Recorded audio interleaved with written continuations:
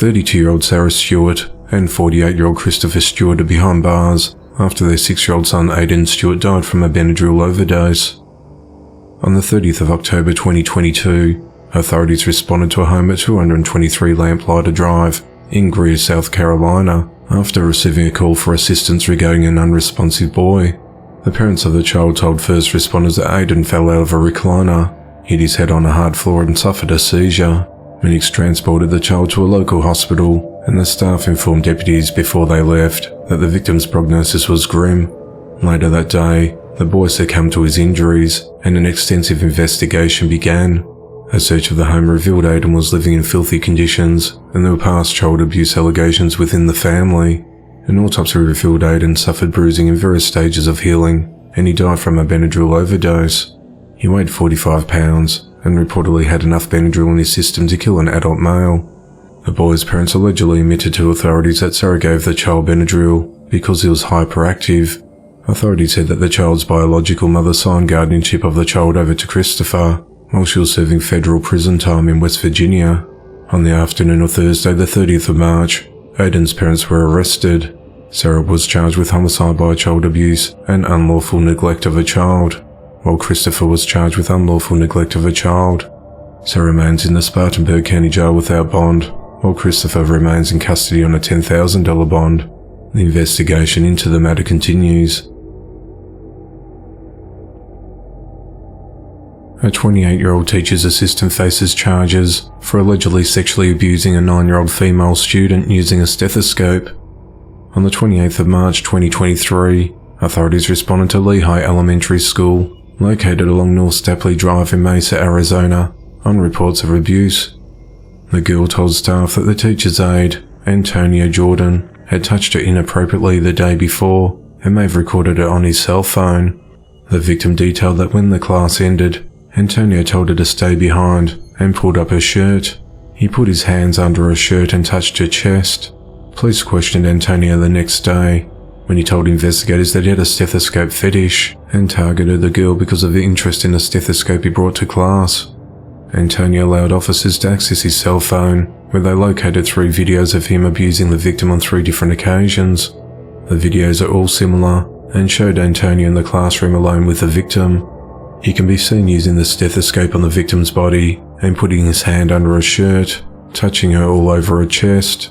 Antonio allegedly told police he knew his actions were wrong, but he got caught up in the moment. Antonio was booked into jail for 3 counts of sexual abuse and has since been terminated from school. The investigation into the matter continues. 2 men and a woman are behind bars after allegedly torturing a man for hours before he managed to escape to contact authorities. The incident occurred on the 22nd of March, when the victim told police that one of the suspects invited him to a home in the 1200 block of Wilbur Street in South Bend, Indiana for food and heroin. The victim, who's not been identified, said he was called into the kitchen where 4 people ambushed him. 2 were armed with guns. Authorities said that one pointed a gun at him, threatened to shoot him, and fired it over his head. They took his phone and forced him into the basement, where he was bound with ropes, chains and cords, and beaten with pieces of wood and an electrical cord, burnt with a cigar and waterboarded. One of the assailants wrapped a cord around his neck and strangled him. The victim said he was tortured for 5 hours until he escaped the bindings and ran to a nearby home and called police. Responding officers found him with an electrical cord still wrapped around his neck, and he had a shirt that the suspects had used to gag him. He was hospitalized for multiple injuries. However, authorities have not provided an update on his condition. Following an execution of a search warrant on the 28th of March, authorities arrested 3 suspects who said they were familiar to the victim: 35-year-old Robert Hollins IV, 24-year-old Eddie Guyton, and 26-year-old Alexis Guerrero faced gun and robbery-related charges and criminal confinement, intimidation and battery. Robert also faces a charge of unlawful carrying of a handgun, prior felony conviction within the last 15 years. Alexis faces an additional charge of strangulation. A trio held at the St. Joseph County Jail. Details about the 4th suspect is unclear, but authorities said the investigation's ongoing. A 38-year-old woman was arrested this week on suspicion of murder in connection with the death of her 70-year-old father, Joseph Pamula, who was killed at their home in Woonsocket, Rhode Island in January. Danielle Pamula was arrested on Friday the 31st of March for domestic violence murder. Her twin sister Jennifer Pamula was taken into custody on the 30th of January on the same charge.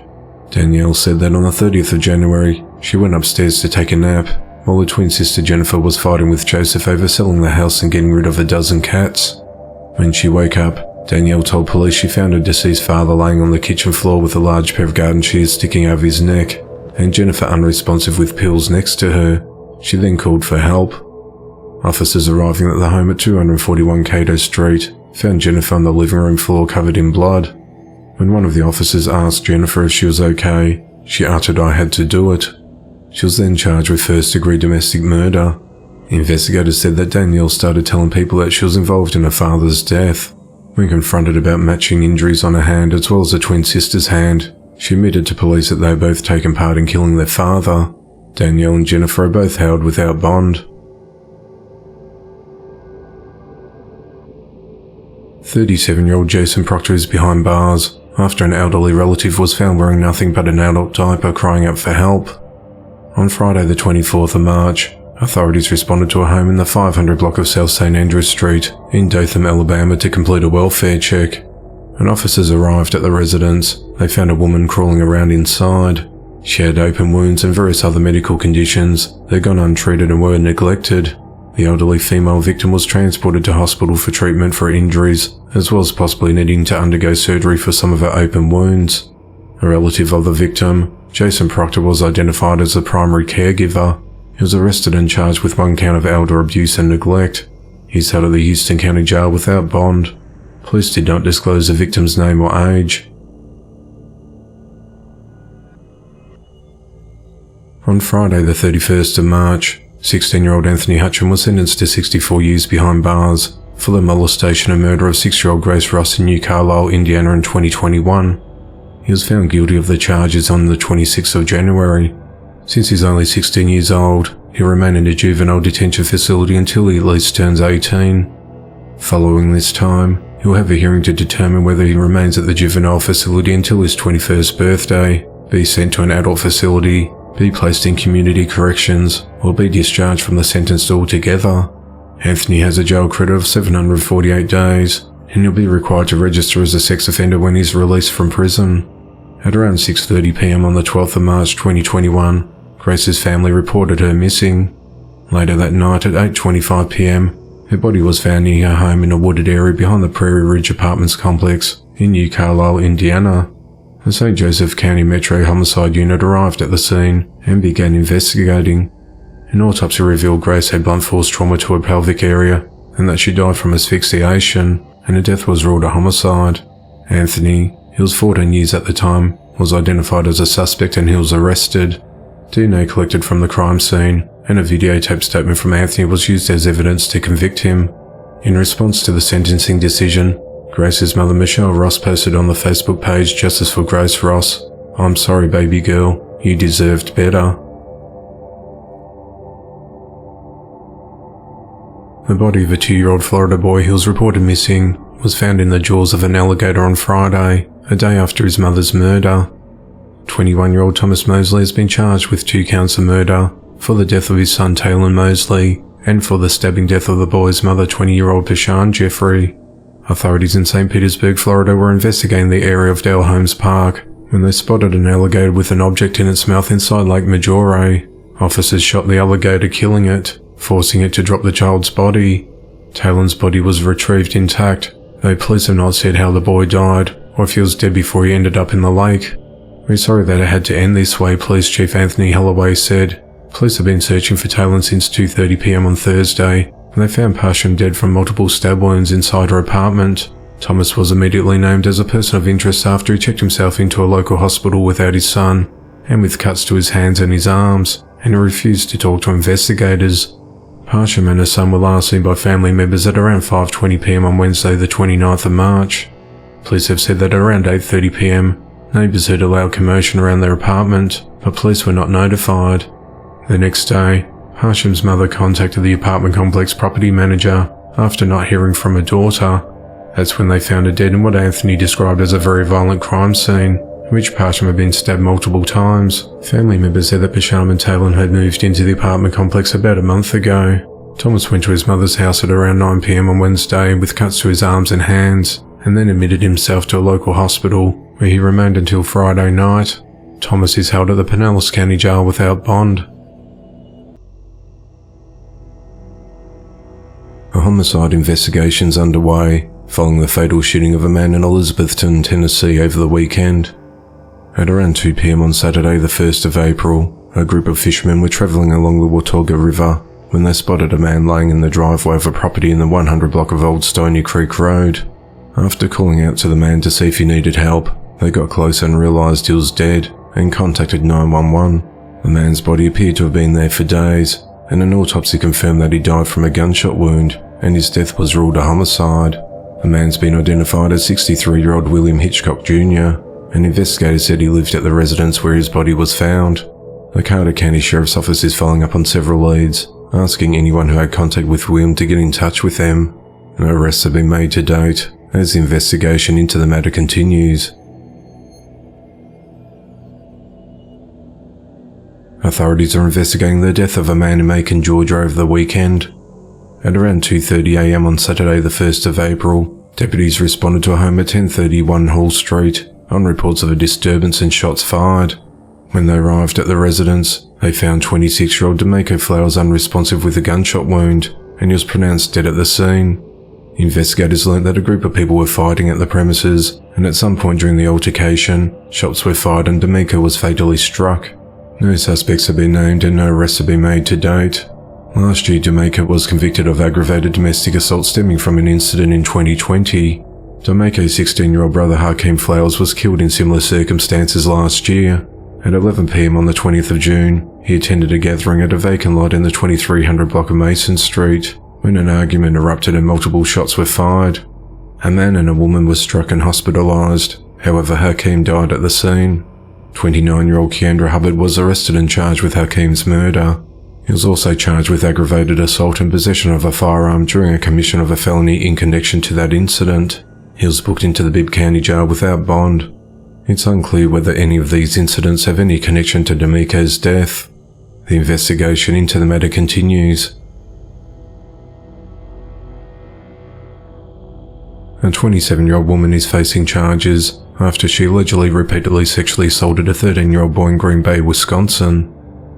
On Friday the 24th of March, Caitlin Scarr was arrested after a woman went to the police that afternoon, stating that Caitlin was having sexual relations with her son. The woman said that she found that her son was having intercourse with Caitlin and that her son was upset. The boy said that Caitlin was harassing him and threatening to have people beat him up as well. Caitlin and the boy met because she's a neighbour of the boy's aunt. When they first met, Caitlin gave the boy some cookies and asked if he wanted to puff on a vape. The boy said that she told Caitlin that he was 13 years old. Still, she texted him and used Facebook Messenger to talk about cuddling, holding hands and watching movies. The conversations elevated to Caitlin telling the boy that he was making her horny and began sending explicit videos of herself. The boy went to Caitlin's apartment, where she offered him marijuana and they both had sex in her bedroom.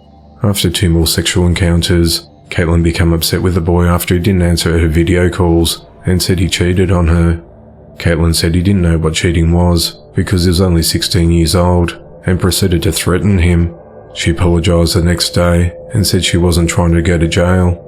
Caitlin admitted to police that she had sexual contact with the 13-year-old boy multiple times, while claiming she thought the teen was 16. The age of consent in Wisconsin is 18. Caitlin is charged with repeated acts of sexual assault of a child and child enticement. She's held at the Brown County Jail and a bond is set at $10,000. If convicted, she faces up to 65 years in prison. A 32-year-old man is facing charges after being accused of using an electric cattle prod on 2 children to discipline them. At around 10:15 a.m. on Friday the 31st of March, authorities arrested Anthony Jones at his home along Littleton Town Road in East Bernstead, Kentucky. Investigators believe he used a device to shock the children multiple times. It's unclear if he was the father of the children or not. Anthony is charged with 4 counts of criminal abuse on children under 12. He is held at Laurel County Correctional Center on 2 cash bonds at $2,500 each. The investigation into the matter continues. A man is behind bars after a shootout with his neighbour in Nashville, Tennessee led to another person's death on Thursday. The incident occurred on the evening of the 30th of March, along 14th Avenue North, when 30-year-old Tadaris Perry and a neighbour were in an ongoing dispute prior to the shooting. The unidentified neighbour was in the process of moving out of his apartment that night, with the assistance of a friend, 29-year-old Mitchell Still Jr. After a brief confrontation on the sidewalk, Tadaris' neighbour reportedly shot at Tadarius, leading to a shootout between the two men.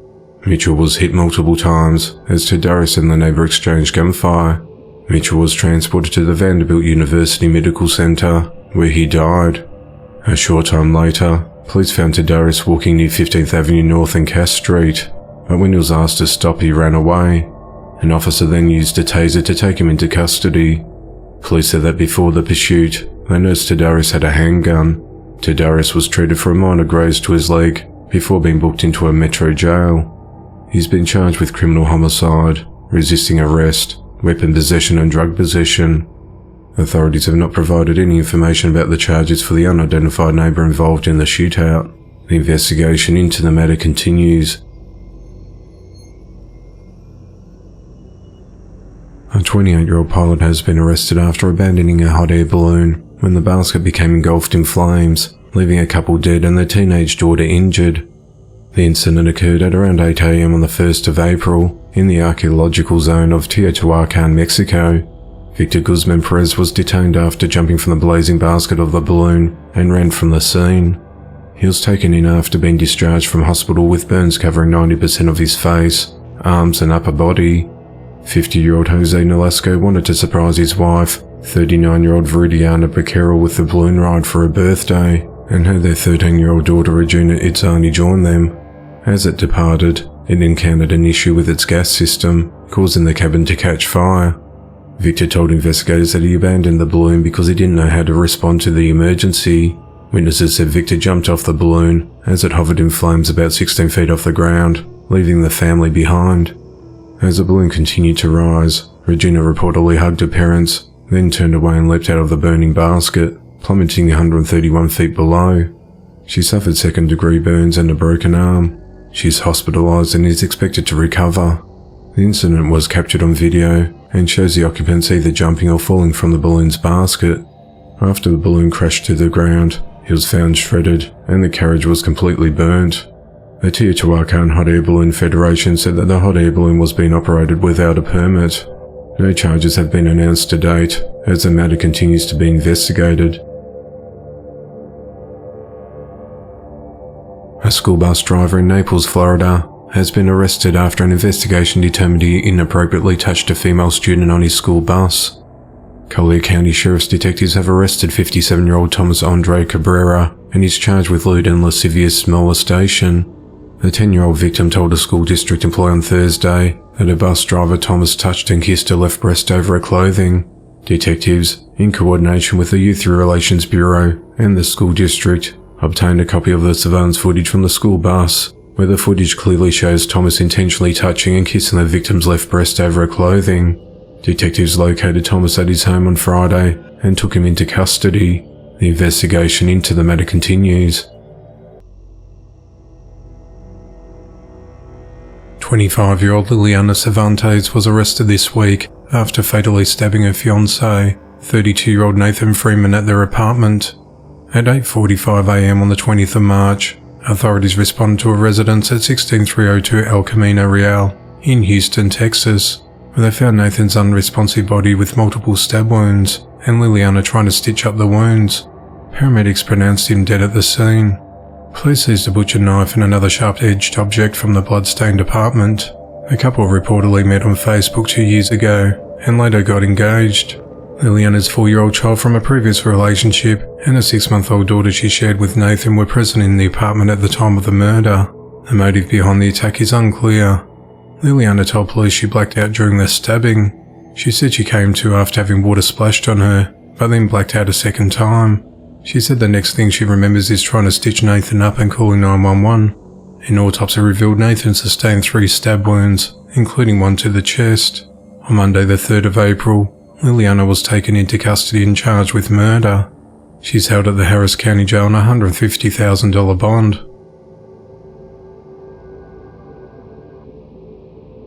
A 20-year-old woman is behind bars after allegedly beating her grandmother with several objects and vandalising her home following an argument. On the night of Tuesday, the 4th of April, authorities responded to the 500 block of Weibel Road in Ville Platte, Louisiana, after receiving a call about an elderly woman suffering from multiple injuries. Paramedics rushed the woman to the ICU in a critical but stable condition. Investigators learned that Cecilia Ann Lee went to her grandmother's house that night, and the two got into an altercation that turned physical. Cecilia allegedly struck her grandmother multiple times in the head, torso, arms and hands with a heavy-duty wooden back scratcher and a picture frame. After that, Cecilia reportedly damaged her grandmother's phone in order to prevent her from calling for help and vandalised the home. Cecilia then fell asleep on a couch inside the victim's residence. Cecilia was arrested and charged with attempted murder, aggravated battery of the infirm, cruelty to the infirm, false imprisonment, and criminal damage to property. Her bond was set at $1,067,500. The investigation into the matter continues. 2 people are dead following a murder-suicide in Armstrong County, Pennsylvania during the week. At around 6 p.m. on Tuesday the 4th of April, 28-year-old Alicia Kirkwood Johns was fatally shot by her 33-year-old husband Trenton Johns during a domestic dispute at her home at 477 Elkin Road in Kittanning. Pennsylvania State Police said that Alicia was attempting to leave the residence when Trenton pulled out a gun from his pants and shot her from behind, before turning the gun on himself. The couple survived by their 4 children. Their youngest turned 1 in February. A 39-year-old woman was fatally shot at a Truett's Chick-fil-A drive-thru by a jealous ex-boyfriend before killing himself during the week. The incident occurred at around 7 a.m. on Wednesday the 5th of April at the fast food restaurant along Shorter Avenue in Rome, Georgia. 56-year-old Anthony Wayne Green got out of his car and walked over to Cassie Davis's SUV and shot her several times through the passenger window with a revolver, before turning the gun on himself. Cassie's body slumped behind the wheel as the SUV rolled forward and hit a power box, before going down an embankment into traffic without hitting other vehicles. Cassie's devastated family said she revealed just a day before that Anthony wouldn't leave her alone, despite no longer being together. It remains unclear how the relationship ended. Her family described Anthony as a jealous person who couldn't let Cassie go, but they never thought he'll kill her. The motive of the murder-suicide is unclear. Cassie is survived by her 7 children from previous relationships that range in age from 5 to 18 years old. Authorities in north central Kansas have arrested 18-year-old Daisy Skilling more than a month after a 17-year-old girl died of a fentanyl overdose. Daisy was booked into the Dickinson County Jail for distribution of a controlled substance causing death, possession of drug paraphernalia, and marijuana. Police began investigating the 17-year-old's death on the 16th of January after the teen, whose name hasn't been released, died at her home in North Cooney Street in Abilene, Kansas. An autopsy determined she died from fentanyl intoxication. Daisy's been held on a $150,000 bond. A 27-year-old woman was arrested on Tuesday night for capital sexual battery on a child under 12. The Department of Children and Families received a tip that Alexis Carroll performed sexual acts on a toddler at her home in the 1300 block of Northeast 22nd Street in Ocala, Florida, and that the video of the incident existed.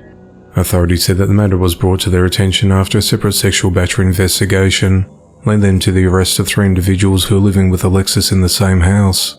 On the 4th of April, detectives determined they had sufficient evidence to arrest Alexis and took her into custody. She's been held at the Marin County Jail on a $250,000 bond. 42-year-old Paul Benjamin Sandoval was arrested last week after being accused of killing his 90-year-old father in September last year. At 1:15 a.m. on the 8th of September, authorities responded to a home in Pueblo West, Colorado on report of a domestic disturbance. When officers arrived at the residence, they learnt from a witness that Paul had grabbed his father by the neck and pushed him to the ground during an argument over money. Benny Sandoval did not seek medical treatment following the argument, nor did he want to press charges against his son. Later that day, deputies responded to a medical call involving Benny, during which he was taken by ambulance to a local hospital and later transferred to another hospital in Colorado Springs for a brain bleed. He later died on the 30th of September. The coroner determined that Benny died from blunt force trauma to the head and ruled his death a homicide. On Thursday the 30th of March, after months of investigating, Paul was arrested and charged with second-degree murder and robbery. Paul is held at the Pet Boy County Jail on a $500,000 bond. A 25-year-old man is behind bars after being accused of jumping over a wall at a daycare centre in Blumenau, Brazil, killing 4 children and wounding at least 5 others. At around 9 AM on Wednesday the 5th of April, Luis Henrique de Lima arrived at the private daycare called Continue du Pompasta on a motorbike before attacking children who were playing at the centre. Of the 5 wounded, 1 was admitted to hospital in a critical condition. As emergency personnel arrived at the scene, Luis turned himself in at a police station. He did not appear to have any connection with the centre. The 4 dead children were between 5 and 7 years old. The motive in the attack is unclear. He is facing numerous murder and attempted murder charges. Investigation into the matter continues.